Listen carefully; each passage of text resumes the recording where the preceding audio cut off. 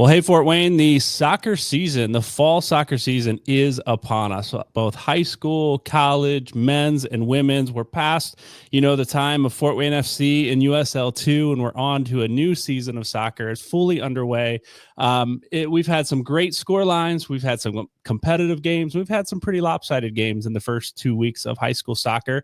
We're going to talk about that and more in tonight's episode of Fort Wayne Footy. We're glad you're here. We're glad you're joining us. Let me introduce our co-host tonight. My name's Brian, hosting the show this evening. I'm here with Micah Middendorf. Micah, how you doing, man? Welcome back. Good. Doing well. Had 4 games this week, so I wasn't quite sure if I was going to make it, but we came through on top on all 4 of them, so feeling pretty good about where we're at. So this is all Concordia girls. You had 4 games this week. Yeah. Oh my word! That's Tuesday, Wednesday, Thursday, Saturday. That is a lot of games. Yeah. Then I had a couple matches with my 13-year-old boys as well this weekend. So it's been a lot. And maybe a bit of an injury in your house. Is that what I heard? Yeah. So I Saturday evening I was in Indy with my boys team, and after our match I get a text from my wife, be like, "Well, Luca broke his nose." I'm like, "Oh, there's no way." No. And then she sent me the picture. I'm like, "Yep, that is very broken." So spent some time in the ER with him Saturday. I didn't, my wife did, but waiting to see a specialist hopefully early this week to see what the path forward looks like. But it's a pretty gnarly break. Oh man, I'm sorry to hear that. Good player, good kid, but that does take one defender off the field in an upcoming match with a team that I will not name this Tuesday. So I do have to say that when him and his other center back partner were on the field, they have conceded 0 goals so far. So yeah, he's a tough player. I joke. I do hate to see him not there. He's a good player. So sorry to hear about that injury. Paul Johnson, welcome back to the show, man. I think last week was your first week with us. This is week number 2. Yeah. Thanks for having me back. Yeah. Yeah. So it went okay. We invited you back. How'd you feel about it? It was good. It's a lot of fun. Hopefully a little more relaxed this week. But yeah, you talked about it's finally upon us. I know a lot of our kids who are in high school, they started back in early June. So we've had camps, practices, summer league, and it's finally here. Last week we talked about, what are the preseason rankings that, mean nothing, but it's fun. Right. But finally we're putting some, rubber to the road here and seeing what everyone's made of. Yeah, for sure. It has been fun, right? The preseason rankings, yeah, it's fun to talk about. Doesn't mean anything until the teams actually face each other on the pitch. And we've seen some of them really perform well. Some of them that were ranked maybe lower looked like they should be state contenders this year. And some that were ranked high, maybe not doing so well this early part of the season. So it'll be fun to see how all of that plays out. We did get a comment here already from Andy saying Puma Cup was so much fun this weekend. Absolutely, right? The club teams are playing. There's a lot of soccer, not just at the high school level and college level, but a lot of younger club teams are playing. Puma Cup was always fun to play. And I know Fort Wayne FC was out there, and I wish if we weren't all coaching, maybe we could have gone out and gotten out there. So those are things I'd love to see us do a little bit more in the future. But again, we're all coaching. We all got our own kids, and we're all, living the soccer life ourselves right now. So Andy, thanks for chiming in. We do have a guest coming on later in the show. Mohamad Azhar from Summit City United is going to join us. So if you're interested, Summit City United is a professional indoor team, both men's and women's sides. And if you've got questions for Mo, just prepping you now, drop those in the chat. And when we bring him on, we'll get some questions there from you, our listeners. Tonight's show, actually, let's thank our sponsor. Tonight's show is brought to you by OmniSource. OmniSource is one of North America's largest processors, distributors, and managers of scrap and secondary metals, and they're based right here in Fort Wayne. And they help us do what we do here at Fort Wayne Footy, and they're invested in the soccer community all over town. I see their signs up everywhere. So thank you, OmniSource, for your investment in Fort Wayne Footy and in the soccer community here in Fort Wayne, just in general. If you are interested, if you're listening and you're interested in sponsoring the show, we can get you, send us an email, drop a note in the chat, send us an email to info@fortwaynefooty.com. We'll get you some info out about our different tiers of sponsorship and what you get and how we can partner together in this season of Fort Wayne Footy for this year, next year, and beyond. So let us know. We'd love to talk to you and partner with you that way.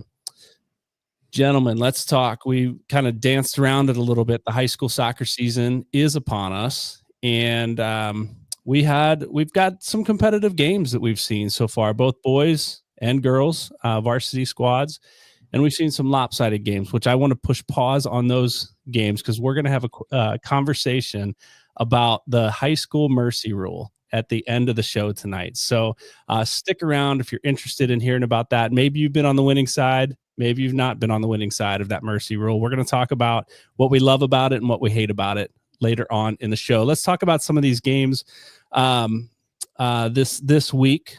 Paul, I'll toss it to you. You got a lot of notes here in our rundown, man. The games that you had your eye on this week on the boys' side initially that stood out to you. Some of the scores we got going on here.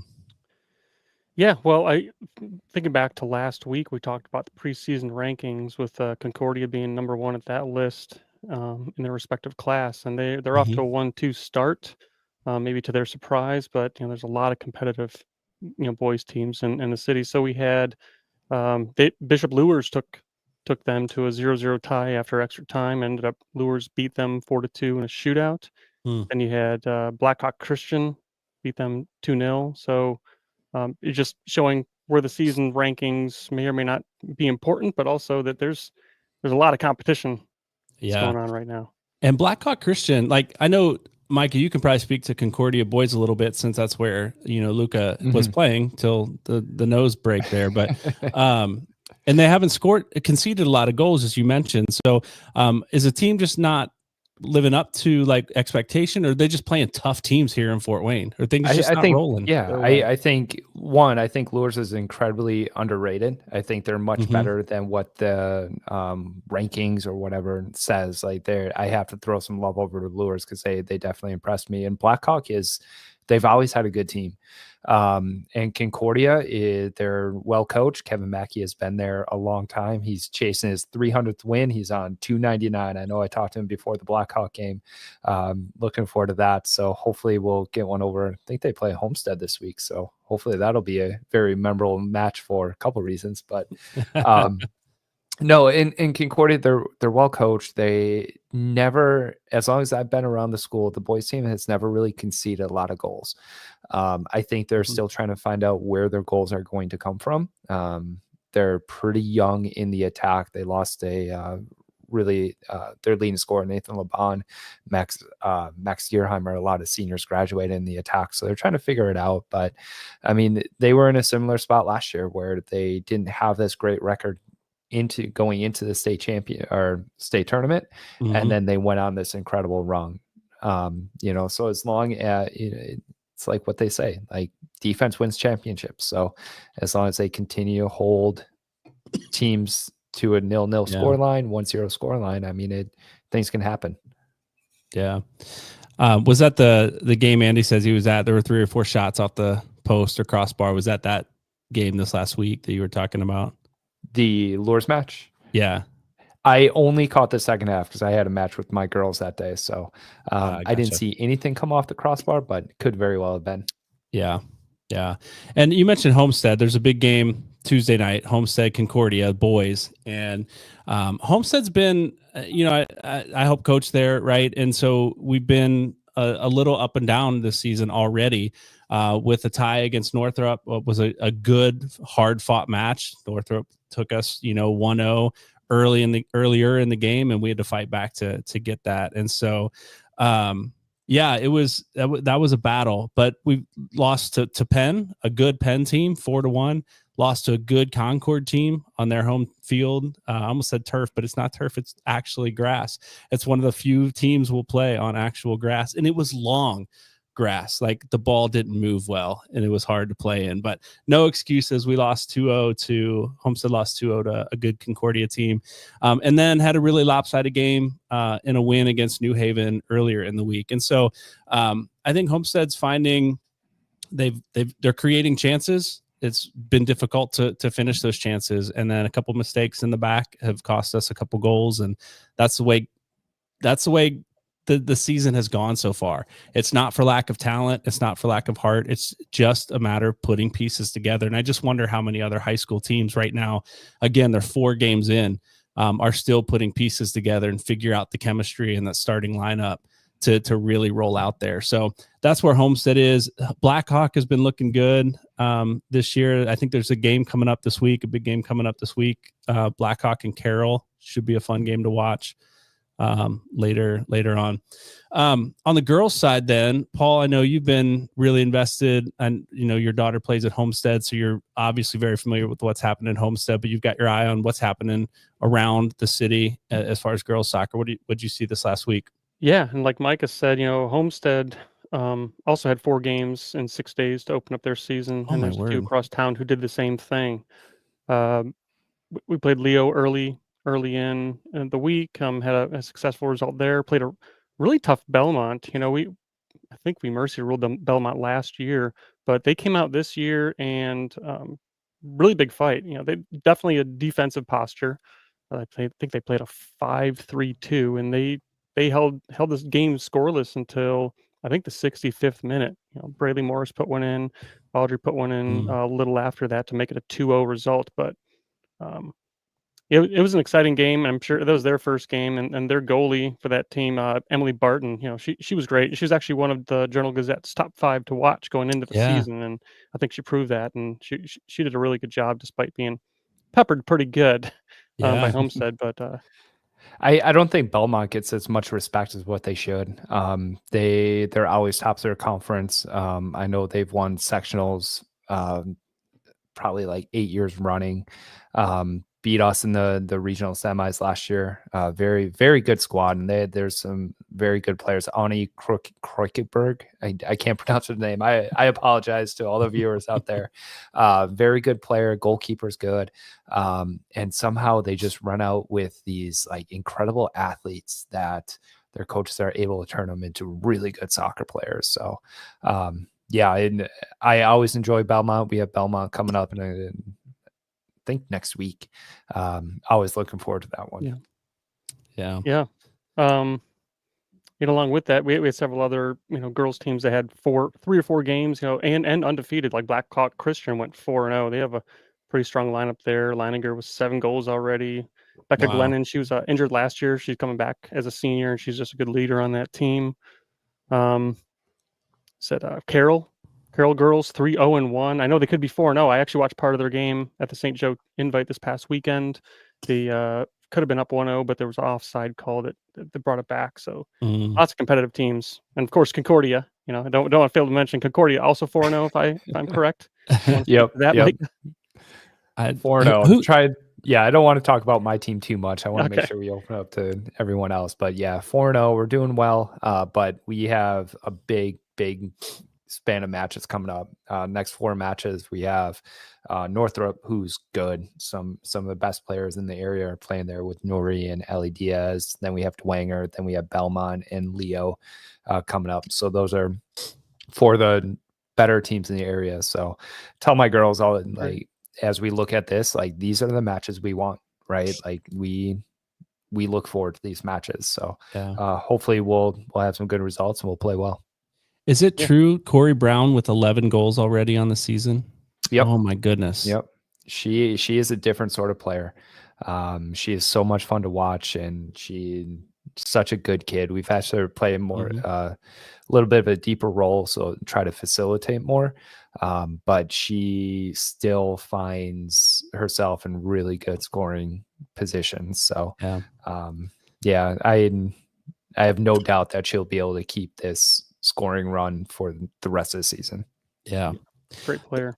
So that is a that's a good transition here, because Corey played for a little bit with Mo at Summit City United.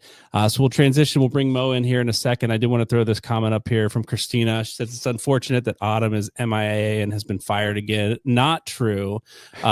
Did talk to Autumn pre-show. I think she's feeling a little under the weather tonight and was unable to join us. But Christina was out there. Shout out to Christina Copeland for being out there at the Concordia Canterbury game. I saw the post on her social media out there to support our co-hosts, our Fort Wayne Footy hosts and their teams out there. So thanks, Christina, for getting out there and checking out that game.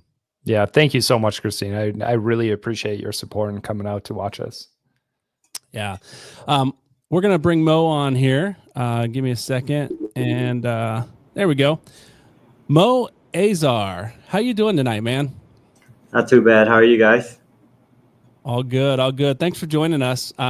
So Mo and I met actually briefly at a futsal tournament. I don't know if you remember that. My son was playing for Alianza. You were coaching him in one of their matches in that tournament. So we met briefly there and then ran into you at the Indiana Tech, at a game at Indiana Tech. It was a 1927 SC game that was being played on the turf there. You were on crutches at the time. You're healthy now? Yeah, much better. I'm doing my rehabs and stuff like that. It's getting stronger, so it's a work in progress. Yeah, very good. Well, good to see you getting healthy again and getting back out on your feet a little bit more. Mo, you're the owner of Summit City United, which is men's and women's professional indoor teams, not co-ed. They're separate teams, men's teams and women's teams in the Major League Indoor Soccer. And they've been playing up in Auburn, right, at the Classic City Center. So it's not here in Fort Wayne. It's a team based in Fort Wayne, but you got to travel a little bit up to Auburn to go see the game. I did get out to see a game last year. A couple of friends of mine were playing, and I actually we were just talking about Corey Brown out there playing in her first game with Summit City United and was scoring goals like crazy that night too, which was a lot of fun. So, Mo, we're glad you're able to join us tonight. Tell us a little bit about how Summit City United got started. Thank you for having me, first of all. And the way that it started is because, where I came from, we have a lot of street style soccer. I'm not claiming to be the best player because of it or anything, but there's a lot of freedom in being able to be creative, being able to be that individual, excellent type of player, right? So when I came to Fort Wayne, besides for youth, which is futsal, I don't know nothing about adults, something exciting. Because if we go to Michigan have 3-4 futsal teams that is amazing to watch, like Lansing City, futsal Lansing or whatever. If you've never seen them play, check it out. Very fast paced. Everyone is very talented. And I'm we have all these talents, crazy talents. One of the players who played for me, Igor Barberi, he was just on a challenge with Neymar. So all these local talents, I'm you know what? Let's bring something exciting, something new to the kids, to the fans, and also to the community. Because Beasley is doing something amazing with Fort Wayne FC, and Fort Wayne United is doing a great job with the youth. So I was maybe if we can bring something new, something fast-paced, something that we haven't seen in Fort Wayne in a long time since Fort Wayne Flame, it might kind of help the community grow when it comes to soccer. So I look into everything possible, and I'm how can I contribute? Because I'm very big on helping player grow, and also maybe the community when it comes to soccer, because I love soccer. So I kind of came up with the idea, you know what, why not? Let's make an indoor team. That's awesome.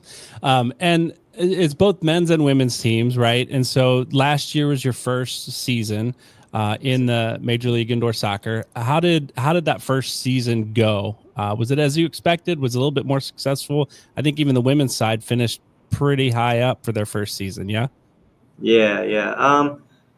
I want to say for my men's team, I knew it was going to be more competitive because we have a lot of great teams like Cleveland Crunch and Chicago Mustang and all of those teams who have been around for 5+ years, and then there's us who are new, very new. So I told my coach like from the start, hey, my goal is like sustainability. Like I want to make sure our team is like growing and it's not falling apart, you know. And then the wins will come. Like we just gotta take baby step, right? Having a foundation, a system, and then what are we good at? Like at first we're trying to be a team that is like sitting in and like trying to defend, and we get killed like early in the season before we got to figure it out.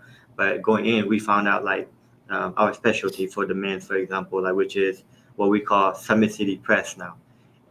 Okay. Yeah, it works on Cleveland Crunch. It works on any team that we played against. Like, nobody scored more than like 5 goals against Cleveland Crunch until they played against that team that already have that pressing system, down. And we scored like 10, 11 goals on them. That's like the first time Cleveland Crunch got scored on that many times in the season. For the first time in like 5 seasons, I think. So I'm very proud of them. They ended mid-table. They literally came like 1 point behind before becoming a playoff team as the first year. And keep in mind, we have like 4, 5, 15, 16 years old kids playing for us, local players. So with those players and a goalie who's 17 years old, we made it all the way down there. So, I mean, I think for me, it's a win for sure. I'm not mad at all. And as far as going to women, we have a very experienced squad. We have a few very experienced players who play at a high level, like college and stuff. And then we have those current college players and a few high school seniors like Corey and a couple others I can't think of. I'm sorry. But, they right off the bat, they just have like, since the very first friendly against Kalamazoo, they just have that chemistry where it's like they're family. Like whatever they do, it's like together. They are very united, and I think right off the bat they trusted each other. So the chemistry came. We had our first friendly win, first home game win, inaugural match win, and we made it all the way to the final. And we played in the national, where we lost. We fell short. But to be fair, I think we should have won because we were up like 2-3 goals in the last 3-4 minutes. A few silly mistakes happened, but to me, I am absolutely proud of my team. So as a first year competing with 5-6 years experienced team, I'm not mad at all. Yeah. No, you had some good players out there. I did get to see, like I said, the women's side play, and you had the likes of Weissman out there. You had Juliana Chupp out there, and you had Corey Brown out there. And I know some of the other names that are escaping me now as well, but with some familiar faces that I've seen play here in Fort Wayne out there on the field, doing some good work. Yeah. Yeah. Thanks for joining us. So you mentioned futsal, but the format of this Major League Indoor Soccer is more of the classic on the turf with the walls. The kind of, some of us grew up playing, in the 80s, 90s. Is that correct? Yeah. Makes it pretty high energy. Yeah, I think the intensity is so high because it's like futsal, but with a little twist to it because the wall definitely kind of make like an extra person essentially. So if it's a one-on-one, sometimes when you're like a little close to the wall, they don't even try to do a move no more. They just like kick it against the wall and like bounce it off, and like now you're into the goal. And I'm not gonna lie, I played with Oklahoma for like a indoor team too, and I was so used to being a left back, and I'm like, I'm gonna push him to one side. Every time I try to push him, he just kick it against the wall, and now I look like like the one that I have no clue on what I'm doing. And I played in college, and this dude is like some chunky dude, and he don't look like he can play, but it's all like IQ. It's all like your speed don't matter. It's all about how creative can you get. So I'm like, wow, like I love this. So it's like, and another thing, you can body someone into the wall. I mean, obviously not one of those like NFL tackle, but like to a certain extent, you can shove someone to the wall. So those things kind of I think bring a lot of high intensity, a lot of creativity, very fast pace. So yeah, definitely a new scene for sure. Yeah. So when you look at like when you're assembling the roster, like you mentioned the talent that we have here in Fort Wayne, what does that look like? Do you guys have tryouts? Do you go out and recruit players? Like how would some of our top players in the area find you, or how do they join? Okay. don't know if this is like advantage on my end. I do go to Indiana Tech, one of the very top teams in the NAIA. We do have a lot of Europeans and South American, which they do grow up playing futsal most of the time. And most of them are also my friends. So there's a little cheat code there. Got about 5 to 8 of their player. And then we do hold a few trials throughout the season, and then we do a lot of like invite only. I do know Coach Cruz. I actually played under him when I was in high school. So he would like kind of recommend a few players, and like if I liked anybody like Corey or Sam Bernard or Lane Snyder, Lane doesn't play with Alianza no more, but I knew him during the time that he did. So I was like, hey coach, I like this player. Hey coach, do you have anybody that you can recommend? Or I would know a few players from other school because I play against them. So I was like, hey, come and play. Or I also coach a few youth team, and like there's other coaches that are also active players that play USL 2 or UPSL. So I'll be like, come out, and then we'll promote our tryout. So that's kind of how we assemble the team. Some people did reach out on their own. I don't know how they found us, but they did. So it's a little mixture of everything. And I think a lot of like community involvement, like just knowing the right people, knowing Indian Attack, Huntington, 1927, like creating some friendly with them and seeing like what kind of talent they got and pulling their talent to represent us, and then sending our talent to go represent them, things like that. So I think a lot of like networking kind of help out in a sense. Yeah. Yeah. And I know you guys have posted, some things for tryouts, and I know you've had some open tryouts and things for players to come up and check it out and see and all that. So curious, I know it's early, the season hasn't started yet, but as you look at the season ahead, compared to the success you had at some level last year, where do you think you're building on last year? Obviously, you think you'll finish higher in the table? You think your women will bring home the championship this year? Like, I know that's the hope, but realistically, what are you looking at so far? Are you still, or maybe you're still assembling that team? I don't know. Man, it's very tough to say because we did lose a few players who were like international, but then we did add a few amazing players. This guy is a secret weapon right now. We're not gonna announce until we're ready to. 6'6", like 200 something pounds. Very lethal forward, good on the ball. He's a futsal player, and then like we have a 6'6" futsal player. Oh my word! Yes, it is. It is. I told him he's playing the wrong sport. We have a center back. I guess in futsal or indoor world, it's more like a fixo, like a last man. Yeah. He's like 6'5", 200 something pound. He played at tag, was like conference first team or something like that. Very good defender, good on the ball.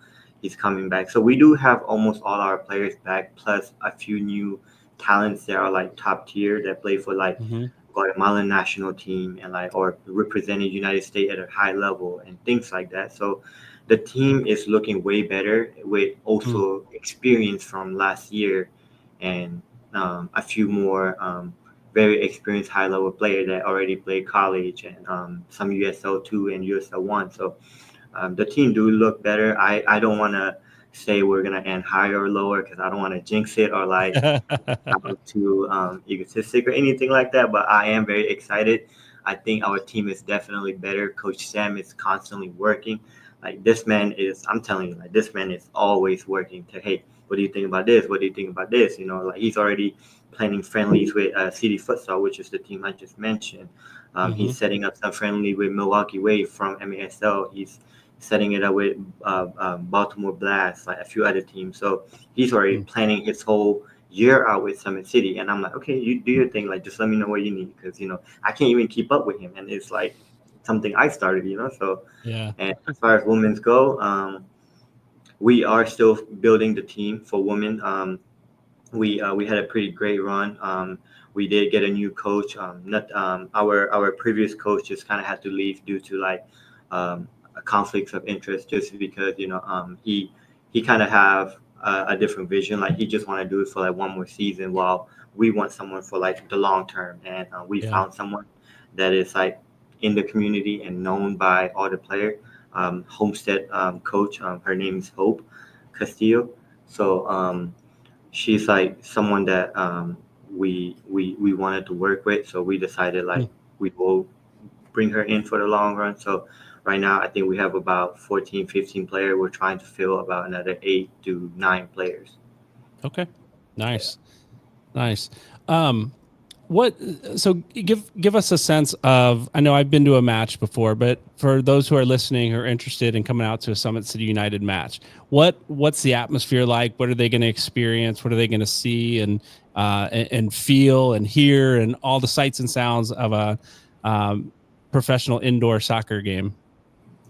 I'll have to say like definitely the intensity, like there's like certain moves that go on, and like we have a lot of kids. Like we are very big on like how do I say, growing the love for the game for the kids. Mm-hmm. So we do a lot of promotion where kids get to come into the game for free if they wear purple or if they wear their club jerseys or whatever. So a lot of kids would get really hyped with those moments, and like the opportunities that they get to engage with the players, walking on the field. We have some game where we do like lights and stuff. We'll turn up like the building light, and we'll have some like spotlights and purple lights and smokes and things like that. We have a DJ who's like playing music and playing a lot of like, our chants and stuff like that we kind of put together, like Summit City chants and things like that. Mm-hmm. So one way or another, there's always something going on. It is very active. Everybody, the goal is to keep everybody engaged, and it's almost like a full day event because we have women's playing and then we have men's playing right after, like maybe like an hour between. So the atmosphere is like very high. We have like some highlight we posted with like players engaging with the fans and stuff like that. So I want to say the atmosphere is very good. People are like tapping on the glass, we kind of promote that. So yeah. You're bringing back some really good memories for me. I know I grew up in Chicago. We were the Chicago Power. I don't know what the league was called at the time.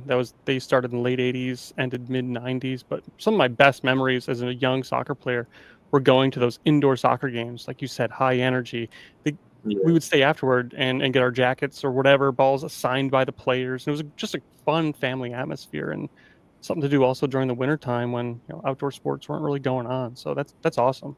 Yeah. Yeah, it's definitely a lot of fun to watch, and looking forward to even, our further conversations, Mo, about how maybe we can help support and be a part of what you're doing there at Summit City United. And so we can talk more about that. But I know before we brought you on, we kind of said, what's something you would want to share and talk about that maybe we haven't prepared a question for. And so kind of you talked about your passion for providing opportunities for the talented players that are here in Fort Wayne, to have additional opportunities to play soccer beyond high school, beyond college. So talk a little bit about your heart for that and your passion for providing those opportunities for players.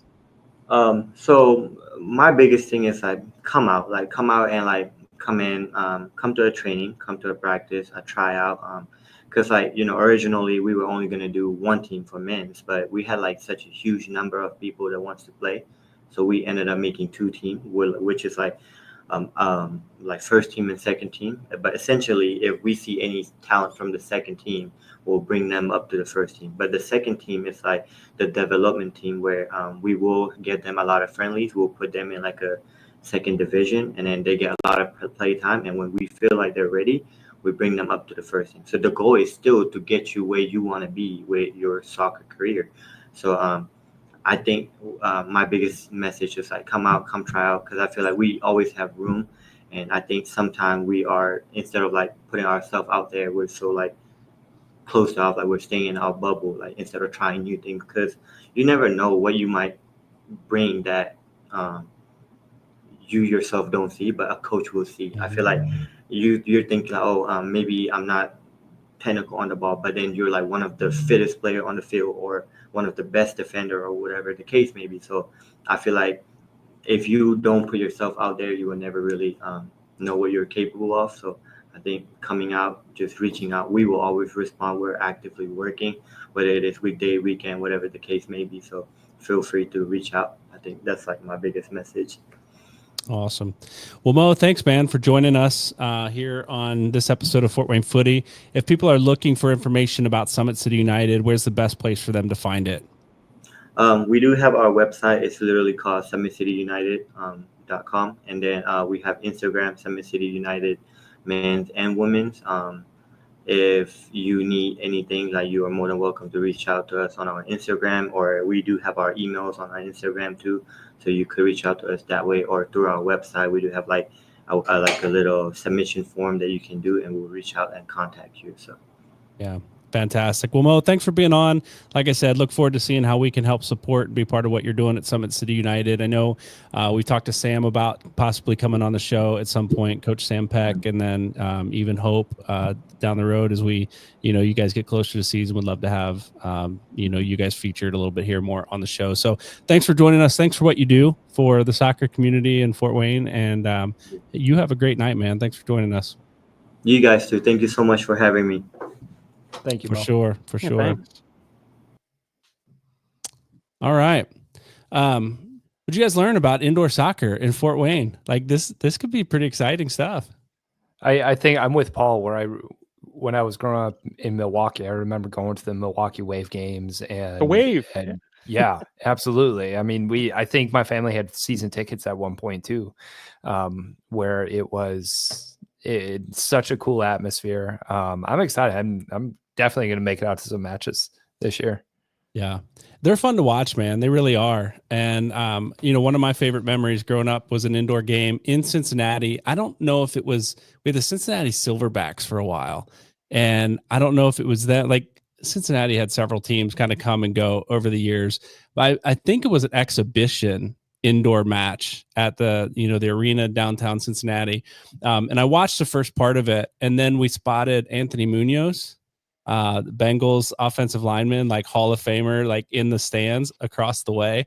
And I think I spent the rest of the game in line to get his autograph. And so I watched the game, not from my seats, but, from the line, waiting to talk to Anthony Munoz. He was so gracious, but I don't know that I would have been that nice with, wanting to watch a soccer match and all these kids, whatever.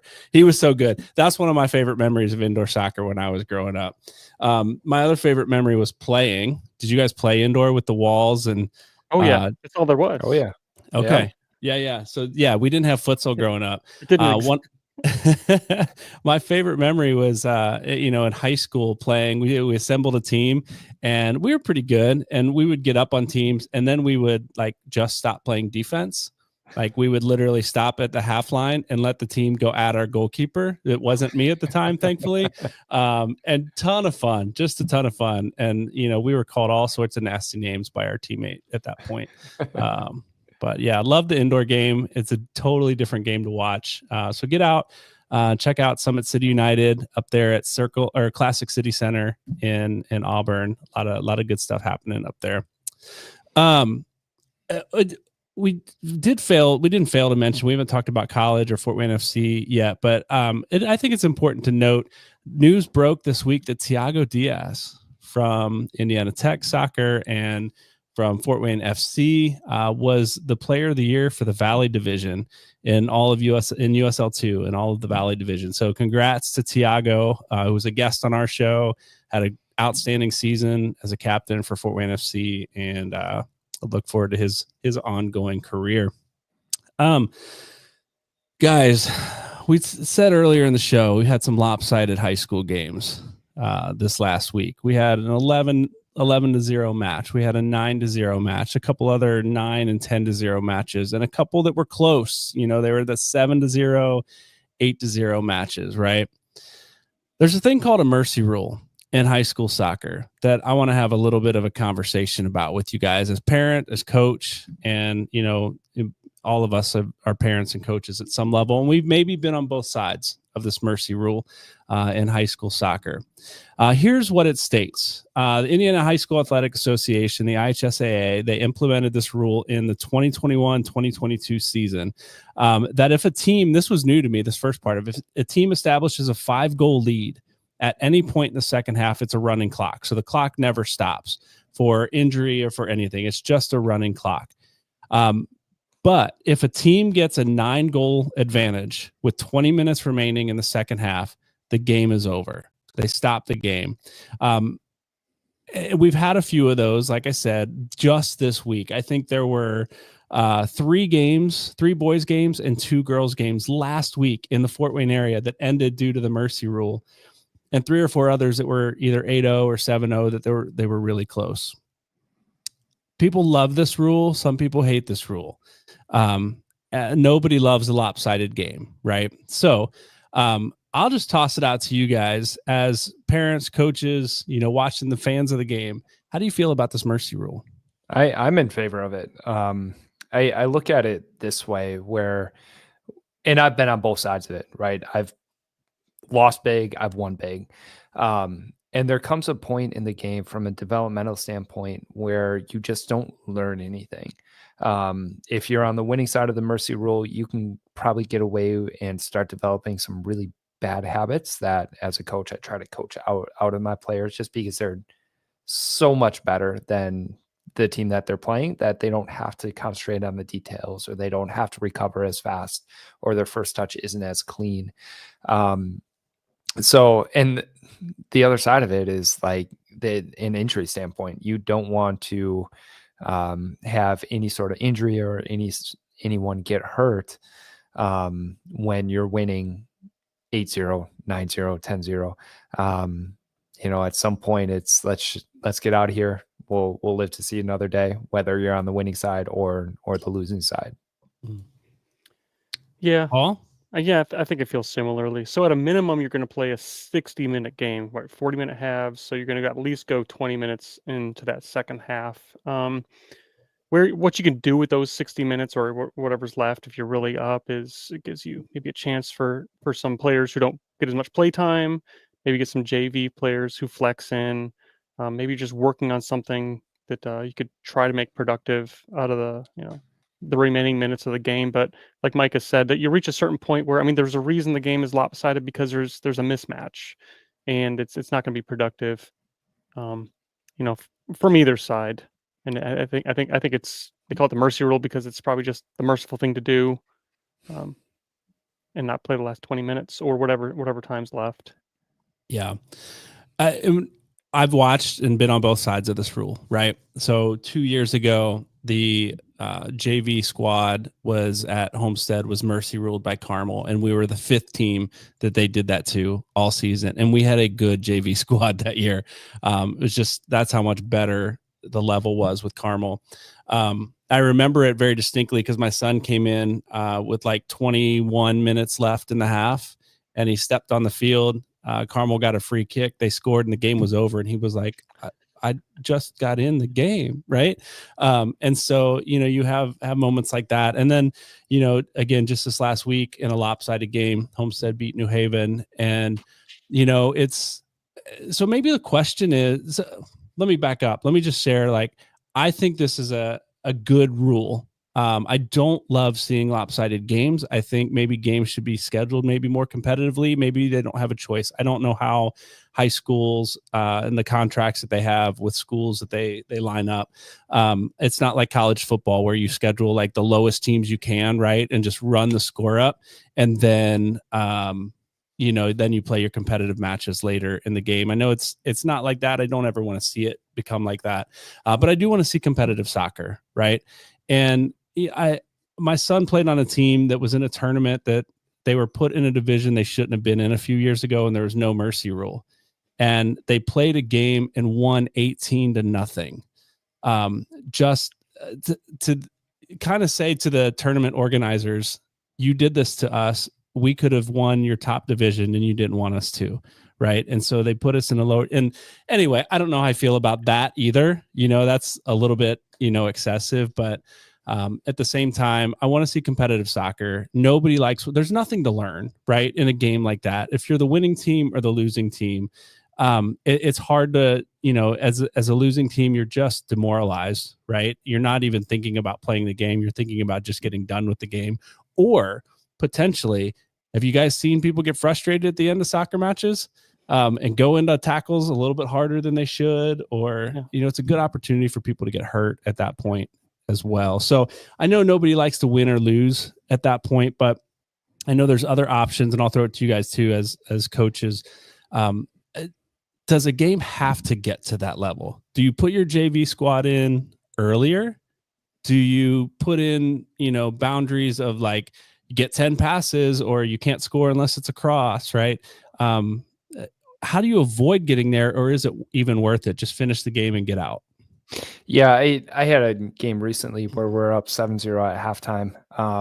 And I started a lot of my substitute players that didn't get a chance to play regularly. It gave them an opportunity. I'm not necessarily going to put restrictions on the girls because I coach in very specific ways. I want them to do very specific things in moments. And it's almost counterintuitive when I say, oh no, you know what? Forget everything we worked on for the last, 3-4 weeks. Now we just connect 10 passes. So I think for me, like, I don't put restrictions, but I can manage the players that are on the field a little bit to either make it a more enjoyable game to watch, give girls playing time that they might have. But, I don't think there is a right or wrong way to manage it. But just manage the players on the field, I would think. Yeah. Try to find some benefit, or like, Homestead had one this past week, and we had an opportunity for some of our freshmen to score, and probably help them boost their confidence in the context of that game. But is it worse to cut the game short, or say don't cut it short and just toy around, just play possession, which is more insulting, I suppose. Right. If you're just going to pass the ball around and say, well, we're not going to score, but we're just going to play keep away. That's still not fun. It's still not probably productive. And to your point, Brian, about that tournament, that was a club team you're talking about. So I think club teams are pretty similar from year to year. Yeah. They're pretty more predictable and consistent. So you kind of know what you're getting from year to year, club to club, team to team. Correct. High school, it's a slightly different team every single year. And you can't really predict. I know some of these schedules.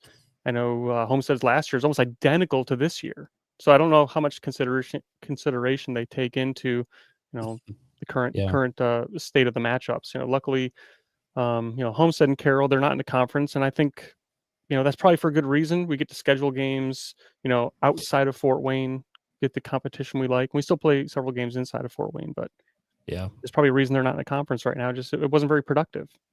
Yeah.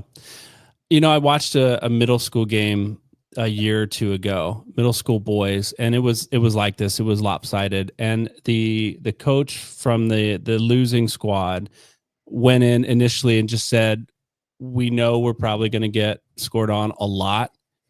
We want to finish the game. I want my kids to stay on the field. I want them to run. I want them to get the exercise. I want them to feel this. They just have fun. They like being out on the field. Don't stop the game. And so for the last 20 minutes of the game, I don't think they touched the ball. It was a game of keep away for 20 minutes. And even that was really hard to watch, and, there were some stories that came out of it, some of the players that came off, and, the losing squad, the guys were like so impressed, like, oh my gosh, you guys are so good. Wish you could be like, they were super friendly about it, but that's not usually the case, So anyway, we've got a couple chats in here. Tracy Zimmerman says it's a good rule. Lopsided games are no fun for anyone. 100% agree. Christina says, I wish there was a better way to interrupt the game that wasn't so abrupt. And so as a player, I'm not likely looking at the clock for that moment, but overall, I think it's a safer, kinder route. Christina, I'll just ask you this, if you're still there in the chat. I'm curious what a different way to interrupt the game would be. And I agree, it is pretty abrupt. In the game we played this last week, I think the opposing team was unaware of the rule, I think, and we're wondering what was happening and why the game was ending. And so, maybe there is a different way to do it. But anyway, I wanted to bring that up today because I don't know if everybody's aware of the mercy rule, and we've seen it 5 times in this first part of the high school season. I don't know if that's unusual or not. Micah, you've been coaching the girls for a while now. Is it something you see on a regular basis, or is there something about this season? There's just a lot of lopsided teams. It's pretty common. especially here in the city where you have some really, really good teams. And then we have some middle of the road teams, and then we have some teams that tend to struggle year over year. And a lot of these games are conference games. So we have no choice but to schedule them, bring it in. And I think, to your point, Paul, with Homestead Carroll, I think that's one of the reasons why they're probably not in a conference, because you can't have a team like Homestead, can't have a team like Carroll come out playing these low end teams every single year where it's 11-0 year after year after year. Yeah, that's a good point. But to find that competition at times, teams are traveling to Elkhart and Indianapolis and other places to get those games. And so there's pros and cons to that, right? So not playing in Fort Wayne, playing better competition at times, not, again, this is year to year. This changes every year. It just happens to be what I'm curious about, or what I'm seeing this year. So, anyway, guys, let's move on from this conversation. I know there's more we could talk about. We may see it again, but if there are things that that you see in high school soccer and college soccer in this area, those of you who are listening and watching us live here, that you'd like to have us talk about and bring up as a question on the show, drop us a note. We love the comments that are coming in right now on Facebook and YouTube. Send us a question along those lines. Send it to us at info@fortwaynefooty.com. We would love to take your questions. And another place to do it would be to join us on Patreon. And we have a new Patreon member this week. Ryan Smelser joined us this week from Summit City Casuals. Thank you for joining us there. And Christina is a Patreon member as well. So one thing we're going to do this week, and I haven't told you guys this, but if you are available, Micah and Paul, if you're available, I'm going to do a Patreon only live stream this week. And we're going to rank the crests, the badges of all the USL League One teams, because there are some sweet looking badges. If you've not seen, Fort Wayne FC has posted a couple of these, and they're introducing our fan base to the teams that we're going to be playing against. And so they're posting the badge, the crest, and a couple fun facts about each team. Tons of cool crests out there, and I want to have a live stream and rank them. So if you are a paid Patreon member at I think it's the starting 11 tier, it's $10 a month. We're actually, any Patreon paid member, even the $5 a month, is going to jump in on this one. You are welcome to be part of it. Join us at Patreon. There's a link in the description of this video and the podcast if you're listening later in the week, and we would love to have you. We'll send you all the details of when that's going to be and all of that. So Christina, yes, I agree. Forward Madison is going to be a tough one to beat. I don't know if you guys saw Flamingo. The Flamingo, that was one of my faves as well. So Christina, I hope to see you in that live stream, and we'll talk about all the rest of them as we go. In college soccer in the area, guys, check this out. I went out Wednesday morning to 7 a.m. to Indiana Tech to talk with Coach Keelan Barker and a couple guys on their squad, Emerson Nieto and David McDade.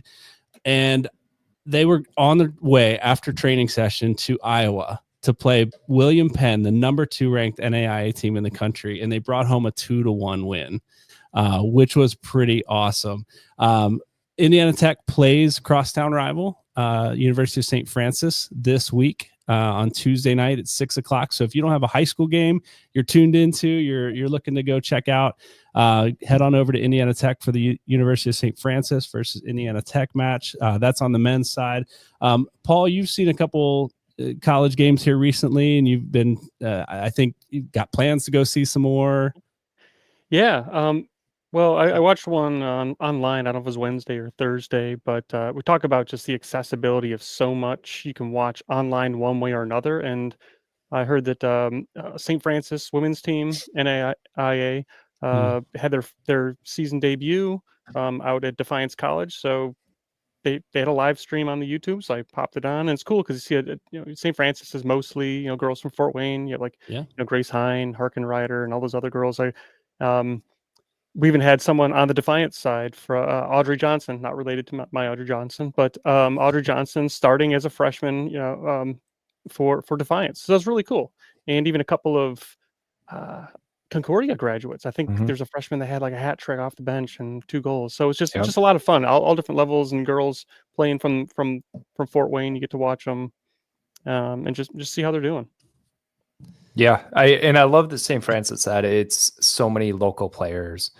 Especially in college sports, NAIA, you tend to get a really strong international flavor.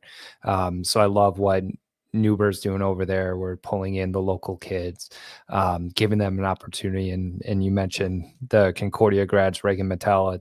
She has 5 goals in her first 2 collegiate matches, right? She was SAC Player of the Year last year. So she's definitely showing the quality that we have here in Fort Wayne. Yeah, get out there and see some of their games. We'll try and keep up as best we can with scores and updates and things like that. But visit their websites, check out their schedule. I've got them bookmarked on my browser now just to see what's happening, what's coming up this week. And if I'm not coaching a game, if my son's not playing a game, if my daughter or my other son aren't playing games in their respective sports, I'm going to be there and check out a couple college games this season. I know Purdue Fort Wayne was in Chicago today. The men's team was playing, and I think the women's team was at University of Kentucky. Was that just? I think they're going to be. Okay. They played Valpo, I think, recently after an 0-2-1 start, and then they get to face Kentucky. So it's kind of a tough week coming up for them as well. Hopefully, they can get a result there. Yeah.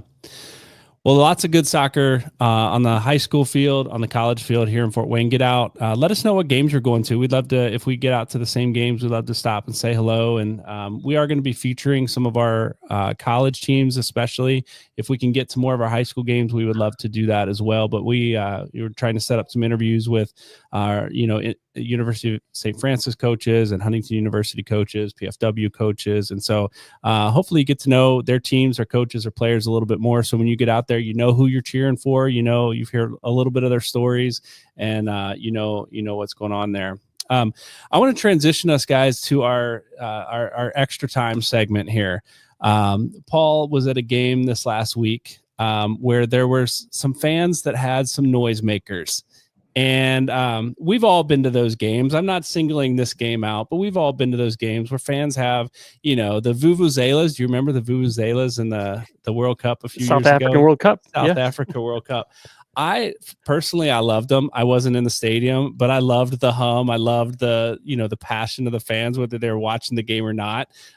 It was fun to watch. I know not everybody loves those, but being there live is different, right? So, Paul, you don't have to go into the specifics of the game, but being there at a game with noisemakers, vuvuzelas, air horns, chanting, whatever, what's that experience like for you I'll just stop there. Yeah, I mean, we've all kind of experienced that maybe loud parent or annoying, but this was a whole new level that I'm not sure if it's even allowed in HSAA, but and you mentioned the vuvuzelas, so they had a vuvuzela, a noisemaker, like it's a ratchety sound, and an air horn. The thing you spin, it's like, yeah, exactly. So and this was going off every minute or two. They'd have a defensive stop, they'd win something, and they would just blow up the noise. And then they scored a goal, and I sent you the audio of that. I don't know if you have it, but it's like a minute straight of these two guys just obnoxious noise, and it was the context of a tournament. So. Yeah. I was watching the Carroll game, and this is the game next to me where this is going on, and the Carroll bench, and everyone just turns like, what are you guys doing? There's got to be a limit to this. I wonder, Christina, if you're still there, was that Three Rivers Regiment there supporting local high school soccer? Micah, have you coached under these circumstances? Do you hear it as a coach? Do you hear it as a player? Is it something you kind of drown out? So unfortunately, I do hear it as a coach. Like, I'd love to say that I don't get easily distracted, but there's times where I'm like, oh wait, what is that? That's a different sort of noise. Yeah, I think for me, whether they're allowed or not, I've never looked into the rule, but it's part of the game. Same thing when we travel down to Canterbury and they have a large student section that's right behind the goal or right next to the goal. I'm not sure if it's allowed or not, but I think it adds a really cool environment. And that's something that kids talk about. Hey, do you remember that game against Carroll? And we had all the noisemakers out. Annoying, yes, but it's part of the game, and players should know that it shouldn't bother them. So Christina says, well, it wasn't us this time, but it does sound like us at Three Rivers Regiment. And see, that's the funny thing, right? At a youth game, it's kind of frowned upon, but at a professional game, it's encouraged. There's a whole supporters section that says, go here, bring your noisemakers, bring your drums, fly your flags, wave your banners, have a good time, shout, scream. I don't care what happens on the pitch, just be loud, right? So it's a little different maybe in high school and club soccer than it is at the professional level. But man, I'll be honest and say, if it drowns out that parent that's screaming at the referee every 30 seconds, I'm all for it. Yeah. But I could see, Paul, how it could be a little bit, get on your skin after a while. That's part of the fun thing with high school is, so many of us that have experienced club, it's almost sometimes a little too serious, takes stuff too seriously. And the sidelines can be almost just bare because it's just your parents, maybe, right? Yeah. And you go to these high school games and you get friends, family, your friend, all the athletes of other teams come out, and it's just a different vibe, and it's fun.